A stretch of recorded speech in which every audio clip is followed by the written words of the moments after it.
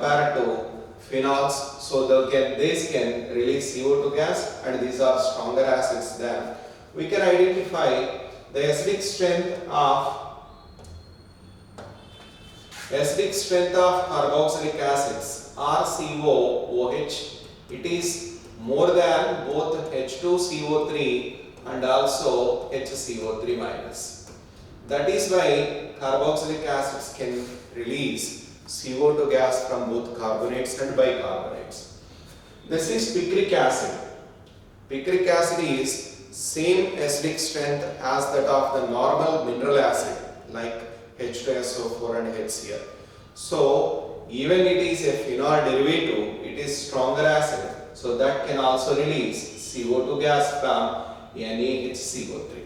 So finally we have the third option is correct for the sixth question. Let me proceed for the next question. Seventh question, let me take here. In which of the following reaction para-amino azobenzene is not formed? So here we can see in case of nitrobenzene reduction with tin and HCl, the reduction with the tin and HCl, we get aniline. Anilinium chloride actually formed because of HCl. When treated with HNO2, nitrous acid at low temperature, let me consider that condition supporting. Now it formed diazonium salt, benzene diazonium chloride. Further, when treated with aniline,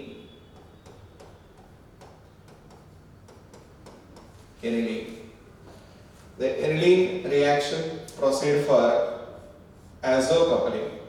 Remember, diazonium compound will proceed for azo-coupling only with aromatic compounds containing strong electron donating groups. Here this reaction is favored at the pH condition of nearly 3.5 to 5 at this pH range. So first case we get para-aminoazobenzene. Second case, nitrobenzene reduced with NaBH4. Directly NaBH4 cannot reduce nitro compound. Aryl nitro group is not reduced. Nitrobenzene is reduced if there is NiCl2, a supporting catalyst is present. So exclusively NaBH4 was given. There is no reduction, that means it doesn't further proceed for formation of the para-aminoazobenzene. Aniline directly treated with HNO2 means from this part it was given HNO2 and HCl. So here onwards the reaction given in the third option we get same product. So we can identify the question is not formed. Not formed is in case of only B. That is the answer. Let me take the next question, eighth question. In case of eighth question, there is first step, there is unsaturation added with HCl. Now, when H plus is added to the unsaturation, towards this unsaturation by addition of electrophile, formation of cation is observed. Where that cation is possible, the cation can be formed adjacent to electron donating group and electron withdrawing group.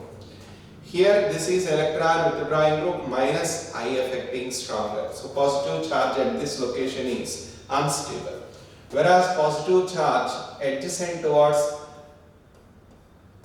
plus I affecting group is relatively more. Further, this proceed for Cl minus addition. So the Cl minus is substituted based on the given option. Memory of the students I am writing. Otherwise, Here the relative stability of positive charge is carbon adjacent to oxygen is more. Here the positive charge we get stable. But as per the given options, we are selecting that place. After that, NaI and acetone.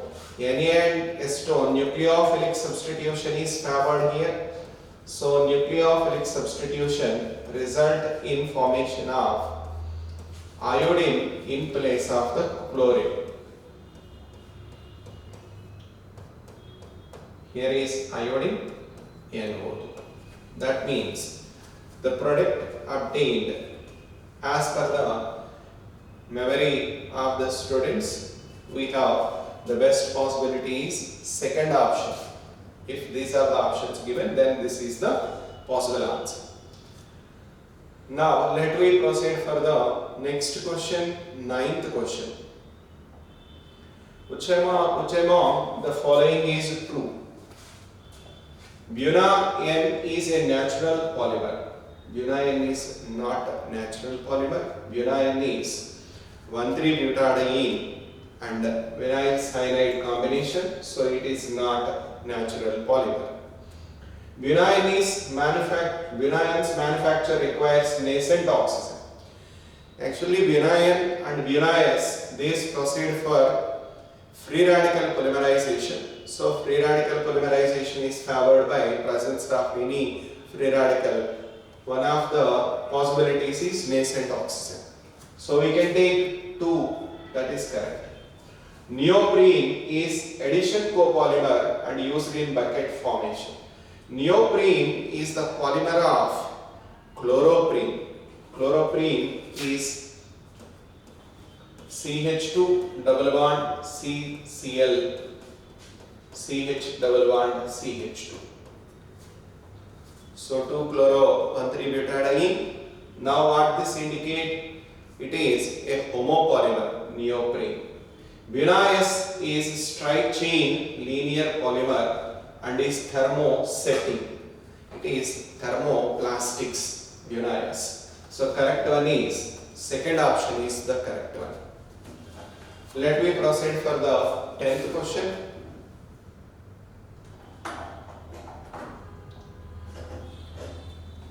Quantities plotted on y and x axis on Ellingham diagram. Ellingham diagram is, it is meant to identify the thermodynamical relation in metallurgical extractions. Delta G versus T. Because when a metal is taken, metals are solids, by the reaction with oxygen gas, it proceeds for formation of metal oxide, which is a solid. And metal oxides, these are formation is exothermic, delta H is negative.